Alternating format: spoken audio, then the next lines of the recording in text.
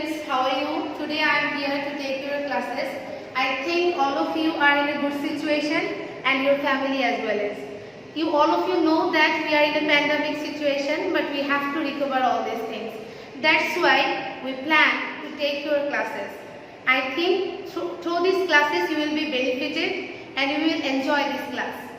আজকে আমরা বাংলা মিস কথা বলছি এই জন্য because most of the students and গার্জিয়ানদের একটা অবজেকশন থাকে পুরো ক্লাস যদি আমরা ইংরেজিতে নেই বাচ্চারা একটু কম বুঝতে পারে এই জন্য আমি বাংলায় ক্লাস নিচ্ছি যাতে করে বাচ্চাদের বুঝতে সুবিধা হয় আজকে আমরা যেটা পড়বো সেটা হচ্ছে আমরা আলোচনা করব টেন্স নিয়ে স্কুল চলাকালীন তোমরা সবাই টেন্স পড়েছো তারপরেও আমরা টেন্সটা পড়িয়ে দিচ্ছি এই জন্য যেটা ভুলে গিয়েছো সেটা যেন ঝালাই হয়ে যায় আর যারা স্কুল থাকাকালীনও শিখতে পারোনি তারা যেন শিখে নিতে পারো তাহলে চলো আমরা টেন্স নিয়ে আলোচনা করি আজকে আমরা টেন্সের যে টপিকস নিয়ে আলোচনা করব সেটা হচ্ছে টেন্স কি সেটা জানবো এর প্রকারভেদ জানবো ক্লাসিফিকেশনস মিন্স এর প্রকারভেদ ডেফিনিশনস এন্ড এক্সাম্পলস যদিও আমাদের ডেফিনিশনস এর প্রয়োজন নেই এই জন্য কারণ আমাদের স্কুল টার্মসে ডেফিনিশন আসে না তারপরেও আমরা না লিখলেও মুখে মুখে বলে যাব যাতে করে তোমরা বুঝতে পারো এবং যখন আমাদের টেন্সের ব্যবহার হয় সেটা তোমাদের ব্যবহার করতে সুবিধা হয় তারপর আমরা করব চেঞ্জিং টেন্স এইটাই তোমাদের স্কুল এক্সামে বেসিক্যালি আসে চেঞ্জিং টেন্স হচ্ছে টেন্সের পরিবর্তন আমরা কিভাবে টেন্সের পরিবর্তন হয় সেটা তখনই শিখতে বা জানতে পারবো যদি আমরা টেন্স সম্পর্কে জানি অনেকেরই ধারণা শুধুমাত্র স্কুল ছাত্রদের না বড়দেরও ধারণা যে টেন্সটা একটা টাফ জিনিস এটা সত্যি কারণ গ্রামারের যতগুলো আইটেম আছে তার বেশিরভাগ আইটেমই টেন্স ছাড়া করা যায় না বা পরিবর্তন করা যায় না যেমন ন্যারেশন তারপর হচ্ছে আমরা ন্যারেশন করতে পারি তার ট্রান্সফরমেশন ইভেন আমরা যদি ট্রান্সলেশনও করতে চাই কোনো বাংলা থেকে ইংরেজি ট্রান্সলেটও করতে চাই তখনও আমাদের টেন্সের প্রয়োজন তাহলে চল আমরা টেন্স নিয়ে আলোচনা করছি টেন্স টেন্স এর বাংলা কি টেন্সের বাংলা হচ্ছে ক্রিয়ার কাল এখন ক্রিয়ার কাল ক্রিয়া মানে কি আমরা সবাই জানি স্ট্যাটিস্টিক্সেও আমরা পড়েছি ক্রিয়া শব্দের অর্থ হচ্ছে ভার্ব আর কাল বলতে বোঝায় টাইম বা সময়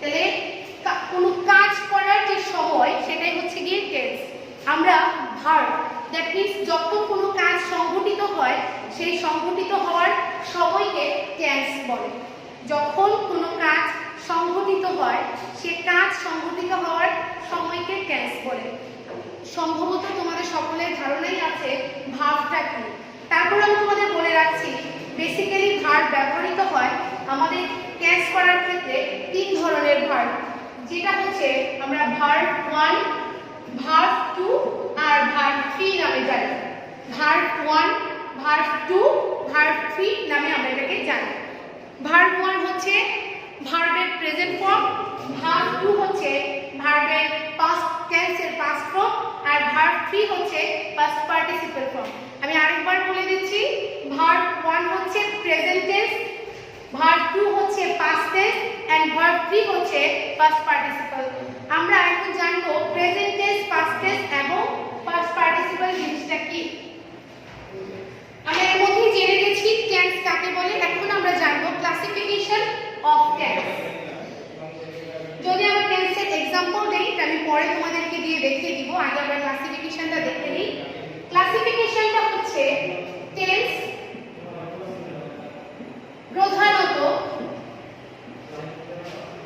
প্রধানত তিন প্রকার প্রথমে হচ্ছে প্রেজেন্ট টেন্স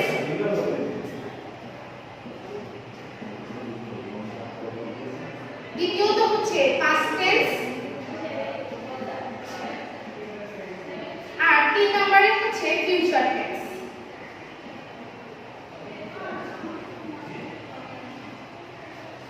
প্রেজেন্ট টেন্সের বাংলা আমরা সবাই জানি তারপর আমি লিখে দিচ্ছি তোমাদের সুবিধার জন্য বর্তমান কাল পাস্ট টেন্স হচ্ছে অতীত কাল এবং ফিউচার টেন্স হচ্ছে ভবিষ্যৎ কাল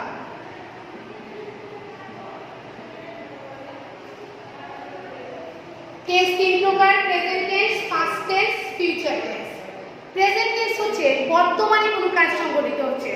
that means a action which is happening now, that is called present tense. বর্তমানে কোনো কাজ সংঘটিত হচ্ছে, সেই কাজটা হচ্ছে প্রেজেন্ট টেন্স। এখন প্রশ্ন করতে পারো এই বর্তমান জিনিসটা কি? এই যে আমি তোমাদেরকে এখন পড়াচ্ছি এটা বর্তমান কাল, এবং তোমরা আমাকে দেখছো এটাও বর্তমান কাল। দ্যাট মিন্স তুমি যখন কোনো কাজ এই মুহূর্তে করছো সেটাই হচ্ছে বর্তমান কাল। পাস্ট টেন্স হচ্ছে অতীতকাল, কোনো কাজ আগে সংঘটিত হয়েছে। That action which is happened before, that is called past tense. যে কাজ পূর্বে সংঘটিত হয়েছে সেটা হচ্ছে পাস্ট টেন্স বা অতীতকাল, আর যেটা পরে ভবিষ্যতে সংঘটিত হবে সেটা হচ্ছে ফিউচার টেন্স বা ভবিষ্যৎকাল। সুতরাং আমরা জানলাম প্রেজেন্ট টেন্স কি, পাস্ট টেন্স কি, ফিউচার টেন্স কি। আমরা এই তিনটার একটা করে এক্সাম্পল দিব। প্রেজেন্ট টেন্সের এক্সাম্পল যদি দেই, মিস লিখবো হচ্ছে আই ইট রাইস। প্রশ্ন আসতে পারে মিস আর কত ভাত খাবো, কি করবো বলো, এখন তো বাইরে থেকে বারবার অর্ডার করা যাবে না, সুতরাং এখনো আমাদের বাসায় বসে ভাতই খেতে হবে। ভাত, আই ইট রাইস। দেন এই ইট হচ্ছে আমরা এর আগে পড়েছিলাম ভার্ব 1, আবার আমি এই পাশে লিখে দিচ্ছি verb 1, verb 2, verb 3। It verb 1 that means present tense. এই বাক্যটাকে যদি আমি পাস্ট টেন্সে করতে চাই, there will be no change without the changing of the verb। এই পুরো বাক্যকে আমি যদি পাস্ট টেন্সে করতে চাই কিন্তু পরিবর্তন হবে ভার্বে। সেই পরিবর্তনটা হচ্ছে কি, ইট এর ভার্ব 2 হচ্ছে ate, ate rice। এবং ফিউচার টেন্সে প্রশ্ন করতে পারো ফিউচার টেন্সে কি আমাদের সে ভার্ব 3 হবে? না, ফিউচার টেন্সে ভার্ব 3 হবে না। ফিউচার টেন্সে হবে আমাদের I shall eat rice। তোমাদের সকলের সুবিধার জন্য আমি একটা কথা তোমাদের জানিয়ে রাখি বা বলে রাখি, সেটা হচ্ছে আমরা পড়েছিলাম ভার্ব নিয়ে। প্রেজেন্ট টেন্সে সাধারণত, বাংলাটা মুছে দিচ্ছি, এই পাশে আমি লিখে দিচ্ছি প্রেজেন্ট টেন্সে সাধারণত am, is, are এই ভার্বটা ব্যবহৃত হয়, সাথে ব্যবহৃত হয় have এবং has। আমাদের পাস্ট টেন্সে ব্যবহৃত হয় ভার্বগুলো হচ্ছে was, were এবং had। ফিউচার টেন্সে সাধারণত আমাদের যে ভার্বগুলো ব্যবহৃত হয় সেটা হচ্ছে shall, will। ছোটবেলা থেকে আমরা টেন্সের স্ট্রাকচার করে আসছি, কিন্তু স্ট্রাকচারে অনেক সময় আমাদের মনে থাকে না। It's tough to memorize all this things. এই জন্য স্ট্রাকচার ছাড়াও যাতে এটা তোমরা করতে পারো, এখানেও কিছুটা স্ট্রাকচার আছে, তারপরও একটা জিনিস খেয়াল করো, আমি সেটাকে শর্ট ফর্ম করে দিয়েছি। শর্ট ফর্মটা কি? প্রেজেন্ট টেন্সের ক্ষেত্রে আমরা শুধু এই ভার্বগুলো মনে রাখবো, পাস্ট টেন্সের ক্ষেত্রে আমরা এই ভার্বগুলো মনে রাখবো, এন্ড ফিউচার টেন্সের ক্ষেত্রে আমরা shall, will এবং have এই ভার্বটা মনে রাখবো। That's it. আবারও বলছি, প্রেজেন্ট টেন্সের ক্ষেত্রে আমরা মনে রাখবো am, is, are, have, has। Past টেন্সের ক্ষেত্রে মনে রাখবো was, were, had এবং ফিউচারে মনে রাখবো আমরা shall, will, have। তাহলে আমরা পড়ছিলাম যে আমাদের মনে রাখতে হবে প্রেজেন্ট টেন্সের গুলো, পাস্ট টেন্সের গুলো আর ফিউচার টেন্সের অক্সিলারি ভার্বগুলো। এই ভার্বগুলোর আরেকটা নাম হচ্ছে বি ভার্ব বা auxiliary verb. Auxiliary verb Bangla আমরা জানি সেটা হচ্ছে সাহায্যকারী ক্রিয়া। আমার যতটুকু মনে হয় তোমরা এই ক্লাসটার মাধ্যমে টেস্টের সম্পর্কে ভালো একটা ধারণা পাবে, আর যদি না পাও আমাকে কমেন্ট বক্সে জানাবে, আমি আবার এটাকে একটু চেষ্টা করবো তোমাদেরকে যেন একটু ভালোভাবে বুঝিয়ে দেওয়া যায়। তাহলে আমি কি জানলাম? প্রেজেন্ট টেন্সের অক্সিলারি ভার্বগুলো জানলাম, পাস্ট টেন্সের গুলো জানলাম, ফিউচার টেন্সের গুলো জানলাম, এবং প্রত্যেকটা একটা উদাহরণ আমরা জানলাম। প্রেজেন্ট টেন্সের উদাহরণ হচ্ছে I eat rice, পাস্ট টেন্সে হচ্ছে I ate rice এবং ফিউচার টেন্সের উদাহরণ হচ্ছে I shall eat rice। এই তিন প্রকার টেন্সকে আবার কত ভাগে ভাগ করা হয়েছে সেগুলো কি কি?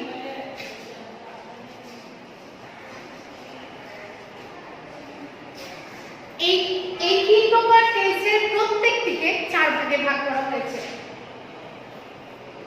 যেহেতু 4 ভাগের প্রত্যেকটা একই জিনিস, আমি একেবারে লিখে দিচ্ছি। First one is indefinite,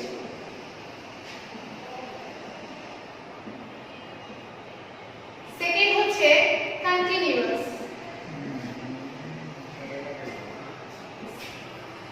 three হচ্ছে perfect,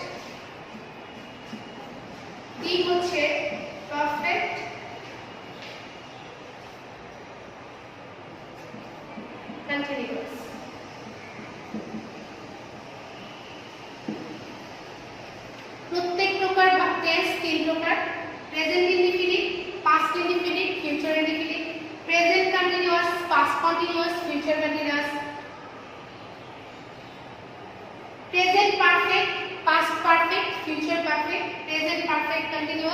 future past perfect continuous, future perfect continuous. আমি এই জন্য একসাথে লিখলাম, আমি চাচ্ছিলাম আমি শুধুমাত্র প্রেজেন্ট টেন্সের एग्जांपल দিলেই তোমরা বাকিগুলো করতে পারবে যদি তোমরা অক্সিলারি ভার্বগুলো জানো। এখানে তোমাদের আলাদা করে স্ট্রাকচার মেমোরাইজ করতে হবে না, শুধু যেটা মনে রাখতে হবে সেটা হচ্ছে অক্সিলারি ভার্বগুলো। বারবার করে আমি অক্সিলারি ভার্বের কথা এই জন্য বলছি যাতে করে তোমাদের জন্য সুবিধা হয় বুঝতে, যে অক্সিলারি ভার্বগুলো যদি মনে থাকে তোমরা ইজিলি টেন্সে পরিবর্তন করতে পারবে। এই ইনডিফিনিটের আরেকটা নাম হচ্ছে, সব জায়গায় প্রেজেন্ট পাস্ট ফিউচার ইনডিফিনিট নামে ব্যবহৃত হয় না। এই ইনডিফিনিটের আরেকটা নাম হচ্ছে সিম্পল প্রেজেন্ট, সিম্পল পাস্ট এবং সিম্পল ফিউচার। ইনডিফিনিটের আরেকটা নাম হচ্ছে সিম্পল প্রেজেন্ট, সিম্পল পাস্ট এবং সিম্পল ফিউচার। যখন তোমরা উপরের ক্লাসে যাবে, বড় বাইরের কোনো বই দেখবে বা বিভিন্ন বইয়ে বেশিরভাগ জায়গায় লেখা থাকে সিম্পল নাকি ইনডিফিনিট, ইনডিফিনিটও লেখা থাকে, সেটা আমাদের টেক্সট বইগুলোতে। ইনডিফিনিট টেন্সটা কি আমি এই পাশটা মুছে দিচ্ছি যাতে করে বুঝতে সুবিধা হয় তোমাদের। অক্সিলারি ভার্বগুলো আমি আশা করি মনে আছে।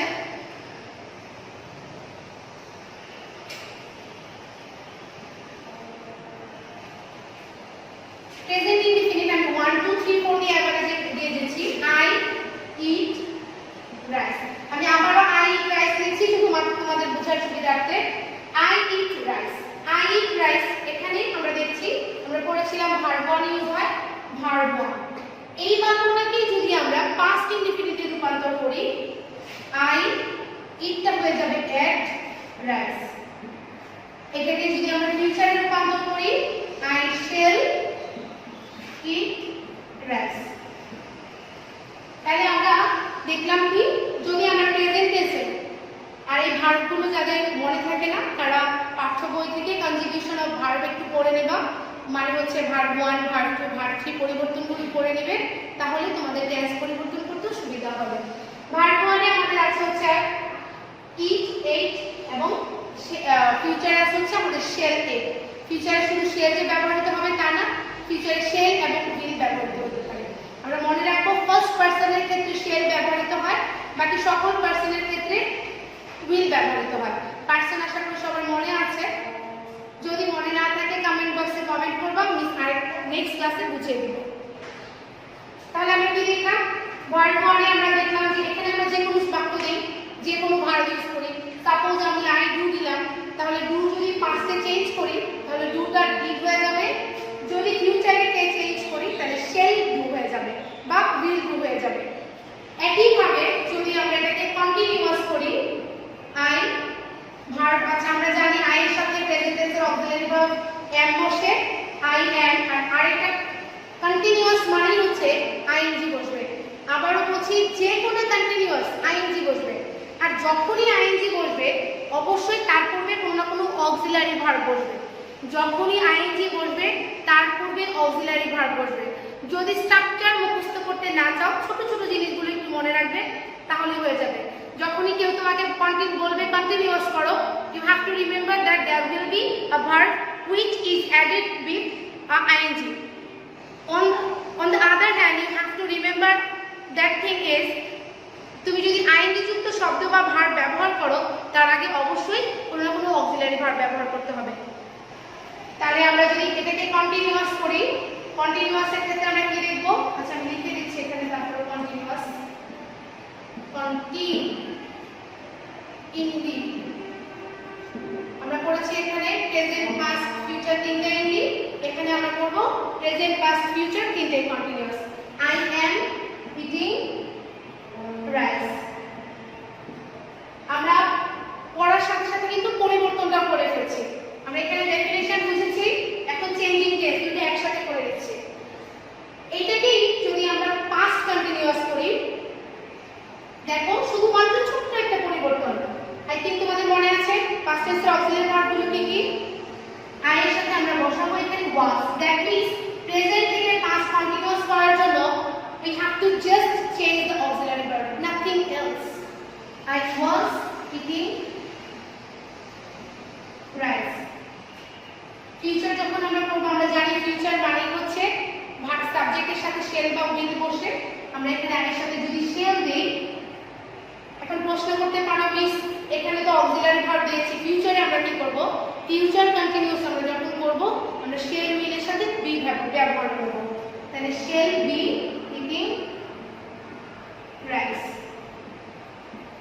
তাহলে আমরা তিনটা জিনিস একই সাথে শিখলাম। কি শিখলাম আমরা, কিভাবে প্রেজেন্ট টেন্স থেকে পাস্ট ইনডিফিনিট, প্রেজেন্ট ইনডিফিনিট থেকে পাস্ট ইনডিফিনিট, পাস্ট ইনডিফিনিট থেকে ফিউচার ইনডিফিনিট।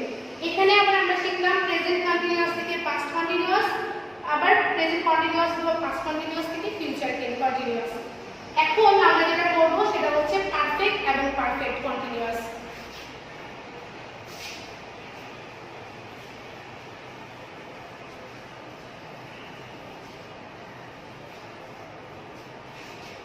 পারফেক্ট টেন্সে